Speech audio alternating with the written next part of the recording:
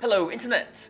It's me, your long forgotten, probably fourth favourite YouTuber by now, and it's been a while, hasn't it? So I thought I'd just recap on things that happened yesterday at the Sheffield Regional, and just a little bit of an update, basically, as to what's happening. So yesterday, you might have seen I posted on Twitter and Facebook that I finished 5-3, which is quite disappointing, especially how well I guess the day started. But just as a sort of an asterisk, a little comment as well, I didn't actually expect to do too well because I knew that with this team that I was using, it it had basically some weaknesses that it couldn't really get around, and those weaknesses were the ones that I did lose to. So it was to be expected in a way, but still not any less disappointing, I suppose, as well, even though it was quite inevitable. But I'll quickly take you through the team, because you can try it out if you want. It's the one that basically I've been using on Basil Spot a little bit too, but here's the spreads and everything too. You can take it if you want. Hariyama, close combat, poison jab, knockoff, fake out. No like assault vest or anything like that. Flame mob definitely, because this is a hard trick room team, and I do want Hariyama to be doing the most amount of damage it possibly can do while it is in trick room.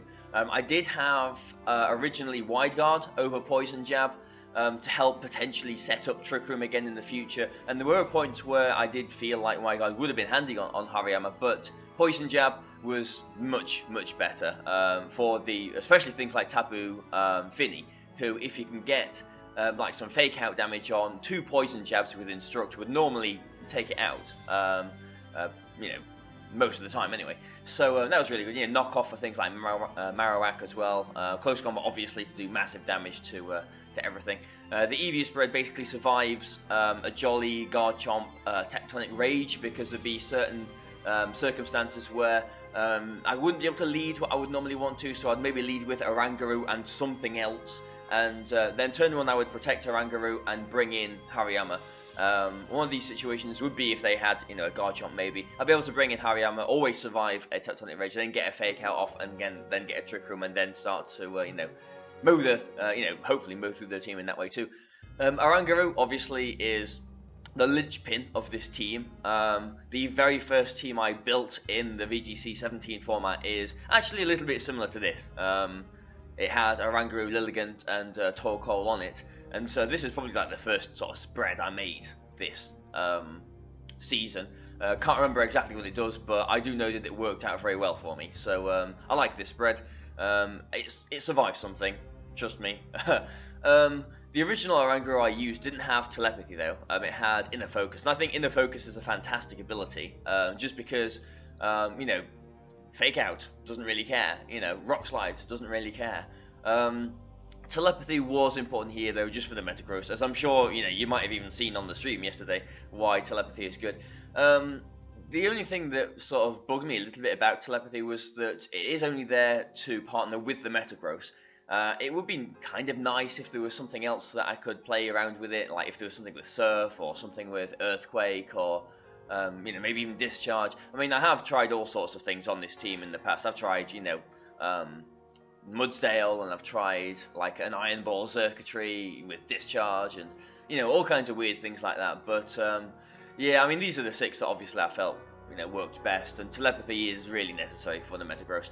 A Mental Herb instead of something like Citrus Berry, just because this is a hard Trick Room team, and you really do need to get Trick Room, and you can't let someone's taunt stop you from doing that. So although a Citrus Berry would have been quite nice in some circumstances, Mental Herb definitely the choice for my Metagross here. The moves are pretty self-explanatory as well. Psyshock was just to help against Nihilego a little bit more as well, but Psychic might have been better in slightly more of the situations, to be honest, but it doesn't really make too much of a difference because Orangaroo isn't normally attacking. But yeah, Instruct just to plow through Trick Room. You see how it goes. Now, Lilligant is the Pokemon on this team that I really want to change. Like, it's on there because it's green as well, and I like having my colourful teams and everything. but I never used Lilligant at all yesterday in the tournament, and it bugs me that it's sort of on the team, because I need something really maybe in this slot that can help me deal with the things that I'll tell you about in a bit that really screw up this team. Leaf Storm, Sleep Powder, After You, Protect. I've played around with Focus Ash and with the Grass Gem as well. I put Wide Blades on this just because I wanted a little bit more confidence to use Sleep Powder if I was going to take it, because I thought this team doesn't really have any answers to Smurgle and all that sort of stuff. So if I needed to, maybe I could rely on like an 82% accurate Sleep Powder to try and put the Smurgle to sleep. But no, I didn't end up using Lilligant at all. There was one game where I really should have brought Lilligant yesterday, but I didn't. And I mean, it doesn't really do too much, but it's on the team still, just because I did do some games with Executor in this place, and Tapu Bulu even in this place, even though it's not green, I know. I don't know, it just felt like with another Trick Room Pokemon in this slot, it was a total hard Trick Room team, and there was no other fast options, so it meant that the opponent could very easily, well not easily, but just focus even more their targets onto the Oranguru, or whatever Trick Room setter, if it was Executor, and then they would, if they stopped Trick Room, if they denied it, then they would just win the game basically, because this team does rely on Trick Room so much. How it is with Lilligant, it does offer the mind game at Team Preview that I could go with the Torkoal Lilligant thing as well. Really, if I did want to sort of have like a bit more of a viable fast mode on this team with Lilligant and Torkoal, I think Tapu Lele would be quite good as well, just because then I could, with Torkoal being the slowest thing, withdraw that last to get my terrain up and then put something to sleep. And Tapu, I do like Tapu Lele actually too. It's the most used Tapu that I've used. But I don't know where I'd squeeze it on with this team. So because I think everything else does need its position there. But that's Lilligant, and here is Metagross. As you can see, that is definitely a Metagross, and it is definitely Choice Banded as well. Interesting, I guess. Explosion, just because, and yeah, you might have seen on the stream yesterday, I do like to lead with something like Oranguru and Metagross, and basically Trick Room, Explosion, turn 1. Even if they've got something like, a Garchomp or an Arcanine. I mean, if they've got something like a Garchomp or an Arcanine, I might play differently. But even still, I might just go for an Explosion and a Trick Room, because it would basically, and I would obviously, consider everything at the time, but it basically puts it into a position where that either you knock out my Metagross, or you're losing both of your Pokemon, if they don't protect or Wide Guard or whatever. And if they're targeting my Metagross, I'm getting a free Trick Room, free at the expense of my Metagross, I guess.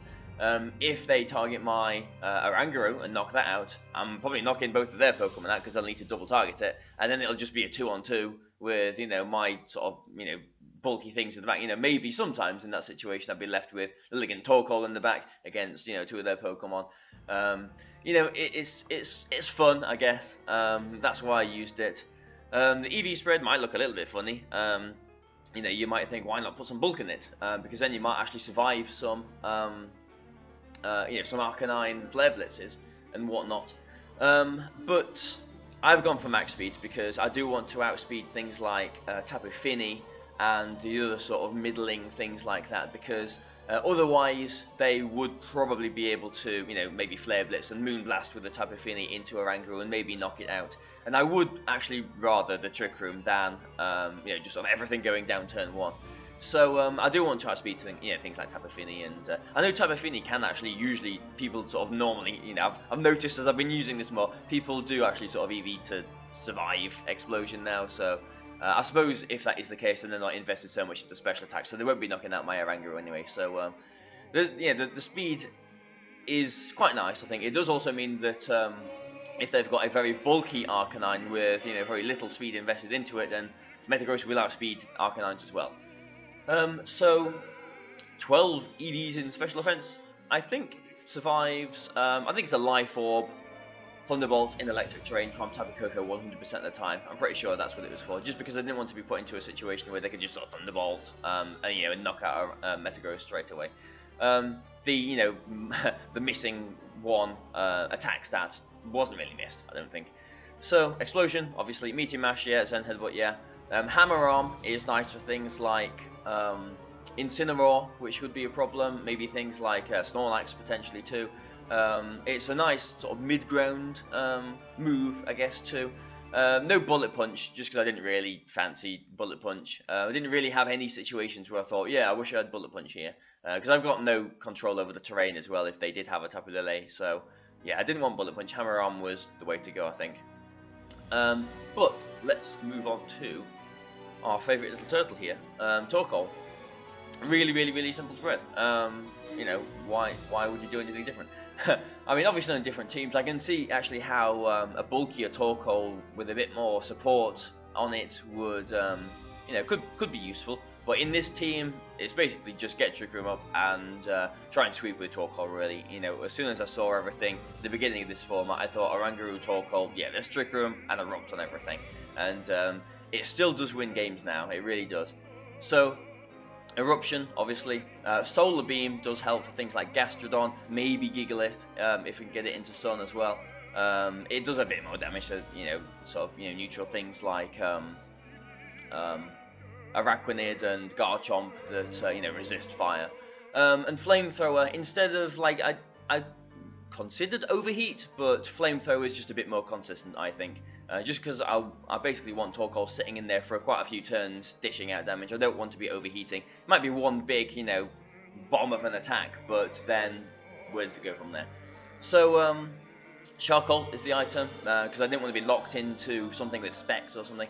And it does mean that Eruption can be a 2-hit KO on resisted things like Arcanine or Garchomp if they're not bulky, which is really nice actually. So, yeah. It's a really, really simple spread. You can see minimum speed, max special attack, max HP. Good old Torkoal survived a helping hand. High horsepower yesterday with 1 HP, literally 1 HP too. So those EVs, even though it doesn't look particularly fancy, obviously worked. And because there's not much really to say about Torkoal, let's have a little look about Gigalith. Because this is, I guess, the latest addition to the team. It is a Rockium Z Gigalith, and it's not Sandstream either. As you probably saw on Battle Spot, it is sturdy. And sturdy actually did come into, some really nice situations yesterday.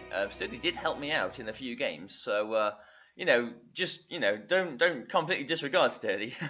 It's quite a nice ability actually. Seeing maybe more sturdy Magnezone coming around as well. It is a pretty good, ability. It's like a Focus Sash, essentially. Rock Slide, Heavy Slam, Wide Guard, Protect. EV spread, obviously, nothing spectacular there either. Just in the same vein as the Torkoal, just max offense and minimum speed. I didn't have Stone Edge on this one. Stone Edge would give me a 40 higher base power Continental Crush, but I liked having Heavy Slam so that I could one-shot things like Tapu Lele. And other fairies and whatnot too. Wide Guard did actually help me win a couple of games yesterday as well. So, okay, so I don't have Wide Guard on the Hariyama anymore, but I have got Wide Guard on the Gigalith, and it does help against the Gigalith as well. Does help against any sort of spread attacks, as Wide Guard does. So I didn't really miss having Stone Edge. I mean, Stone Edge, it's not an accurate move. I wouldn't rely on it hitting. The only downside really is that if I do use up the Z move, basically they know that, like, if there's something like an Araquanid in front of me, they know that I can't really hit them if they know my full moves and know that I don't have Stone Edge. So that's the only problem there. But I did want a Z move on this team, and it does fit quite nicely on Gigalith. Just because Rock Slide's a spread move, you can turn it into a single target, so it does one-shot things like Araquanid and Arcanine at -1 as well, which is nice, even if it is the base 140 Continental Crush. But I did need Gigalith on this team because Araquanid, like a month or so ago, Araquanid was probably the biggest problem for this team. and so Gigalith on there does help, and it can just squash it in one go with the Continental Crush. I have tried a few things else in this slot, like a Alolan Golem with an Iron Ball, because that can, rock slide and, do all the rest of it as well. But it also helps against Tapu Fini as well. So I can basically, return it or frustration it, or actually I had double edge on it. I could double edge, one shot it basically. Such a powerful attack. The problem with that though is that it is quad weak to Earthquake, and Gigalith actually can take an Earthquake. It can only take one, but Golem just can't take any. So I do quite like Gigalith here, but the weaknesses of this team are, if you're still with me, if you're still interested in this, the weaknesses of this team, as you might have been able to tell, is all the things that are slower basically, and particularly things that have got Curse. So Curse Gigalith and Curse Snorlax are the bane of this team, and it's almost at a point where I feel like I just can't beat them. Like, they can literally just lead with their Snorlax or their Gigalith and just click Curse turn one, and I can't really do anything about that, because normally they will have some sort of Intimidate or some way of threatening Hariyama as well that will be faster than it, obviously, and I just won't be able to do anything to them, really, and it's as simple as that. And I don't want to, the whole team is so reliant on Trick Room that I don't want a Trick Room, because they're cursing in front of me, but the rest of their team maybe is threatening me as well. And so I want a Trick Room, but I don't want a Trick Room at the same time, so it puts me into a really, really, really awkward position. And basically, my three losses yesterday were to Gigalith, and Snorlax, and they were the main reasons why I lost. So, I'll quickly give you a little bit of a rundown. I went 3-0 to start the day off with, which was quite nice. Then me and Major Bowman played on stream. Unfortunately, you only saw one of those games, I do believe, because both of us did think that they told us to start playing the game, but apparently they hadn't. And the guy that was, sitting on the table watching us play, he only realised that, we'd actually started playing by the time we'd actually finished the game 1 too. So, whoops. So that game, just to let you know, I exploded and Trick Roomed turn 1 as well. I got into a really good position, game 1, and just rushed the end game, really, and lost, unfortunately. So that was my fault. I should have won that game, but I lost it. I really rushed it and didn't think, and that was that. Game 2 you saw on stream, I exploded in Trick Room turn 1. Got myself into a really good position again.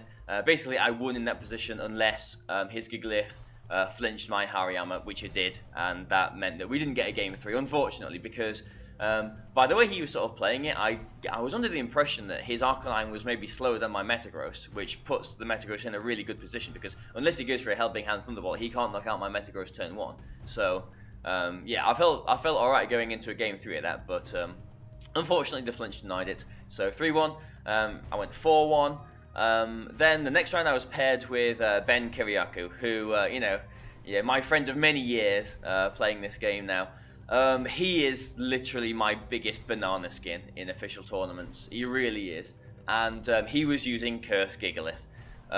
Game 1, he won. Game 2, just rewind. Game 1, he won, but at the end of the game, I could have won it because he basically relied on a Dazzling Gleam knocking out my Oranguru. While I had my Gigalith on the field as well. If I'd gone for a Wide Guard there, his other attack wouldn't have knocked out my Gigalith, and I would have had Trick Room up and I would have won the game from there. So, could have won that game. Game 2, I did win. I can't remember how, but I did win it. It did come down to a bit of a 50-50 at the end, but it was very close. It was a good game, actually. And the third game, he just basically led with Curse Gigalith, and I was very, very close to leading with Lilligant Torkoal, which would have given me a really good lead. It would have been the first time I'd taken Lilligant in the whole day. I should have done, because I knew that he wasn't taking his Tapu Koko as well. So, that was my missed opportunity to use Lilligant and Torkoal together, and I missed it, and he just basically won the game from there. He did Flare Blitz, critical hit, and burn my Gigalith as I switched it into his Arcanine turn 1 as well, which did kind of kill the game turn 1 too. So, you know. And if Ben's watching this, he'll love me moaning about that too. So I was 4-2 at that point. The next round, I was paired with Jamie Boyd, who, you know, Ben is my banana skin. I guess I am Boyd's banana skin. Whenever I've played him in official tournaments, like I've always beaten him as well, which, you know, it is how it is. It's funny how it sort of works like that. It's like a rock, paper, scissors, because I'm pretty sure Boyd's got a very good record against Ben too. So it's definitely like a rock, paper, scissors between me and Ben and Boyd. But either way, Boyd was using sort of like a Trick Roomy team with Executor. It looked quite interesting. But basically, he didn't have any rock resists on his team, and I just felt like as long as I get a Trick Room up, I can just instruct Rock Slide all over his team, and he can't really do too much about it. I did flinch him a few times, which did upset him. I mean, I did miss a couple of Rock Slides as well, but you know, he missed a Sleep Powder as well. So you know, it's, you know, it was a game, but I won, and so I was 5-2 going into the last round. Played some Spanish guy in the last round. I won game 1, even though he had Cursed Snorlax. And game 2, I felt like I was going to win the game because it came down to one turn where I was out of Trick Room, but he had like his Arcanine and his Snorlax, which had cursed a couple of times, so it was slower than both of my Pokemon. His Arcanine did something, you know, not really important. I Flare Blitzed into my Gigalith, I think, just to get some damage off for whatever reason. I went for a Rock Slide, knocked out his Arcanine, did a bit of damage to his, you know, already damaged Snorlax. His Snorlax was at about 70% or so, and so my Torkoal had a full power, Sun boosted, Charcoal boosted, single target Eruption onto his Snorlax, and I thought, well, it's going to knock it out, isn't it, surely? And I've won the game. And it survived on probably the littlest amount of HP, and then got its berry back and managed to win the game from there. So that was really frustrating. And the game 3 had a little bit of a role in it as well, although I didn't make the right move that I needed to. Basically, it came down to a 2-on-2. There was my Torkoal and my Gigalith versus his Tapu Koko and Persian left. And what I should have done is protected my Gigalith and, or protected my Torkoal rather, and, was it my Gigalith? No, it was Metagross, sorry. It was Metagross and Torkoal left. What I should have done was protected my Torkoal on his Z move from his Tapu Koko, which he went for in the previous game as well, and hoped Metagross survived an attack from the Persian and one-shot the Tapu Koko with a Meteor Mash, and then I would have been able to, you know, just, you know, beat the, you know, Flamethrower, whatever the Persian. I think I would have won 1-on-1. Foul Play wouldn't have done much damage to Torkoal, but I didn't protect the Torkoal, so you know the game was lost at that point anyway. I went for a Foul Play into my Metagross, which was at pretty much full health B, full HP, and it did actually one-shot the Metagross. I didn't expect it to, because you know, I've used Foul Play a lot in my Pokemon life, and I didn't expect it to. I did do the calculation afterwards, and it was pretty much like a 50-50 sort of roll. But either way, he you know, he got the knockout, and it didn't matter because I didn't protect the Torkoal anyway. So the game was lost, and I went 5-3. So that's that. So unfortunate. I don't know what my final standing was. So if you guys have got the you know, the final standings with the resistance and everything, I would be quite interested to know how close I would have been to the top 8 cut if I'd won that last game, because I did play quite a few people that went very well in the tournament actually. So or well, not very well, but you know, reasonably well. I think, you know, if I had won the game, honestly, I probably would have finished about 10th or so. But I think I finished about 20. I'm gonna guess about 24th, that sort of area, which means it's still points. But you know, after the London International Championship, which I didn't get anything from, the only other tournament I've been to was the Crawley Mid-Season Showdown, which I got top 8 in. So I got 35 points from that, 50 points from this tournament, so I'm at 85 now. That's still a long way away from 500. If I had won this tournament, or you know, maybe got top 4 or something, I don't know, maybe even top 8 and got like 100 points, I would have maybe considered, like, especially if I'd won the tournament, I would have definitely considered going to Brazil to go to the international championship there. But it really does feel like my season is actually over now. So yeah, thanks again, the Pokemon people, for putting on Europe's International Championship 2 weeks after the games came out. You did screw over most of the people in Europe, so yeah, I think there's still a lot of resentment there. Yeah, from myself as well, and from a lot of other people. This season has been absolutely terribly organised. So you know, apologies, but not really, if you know what I mean. As well, you know, it is what it is.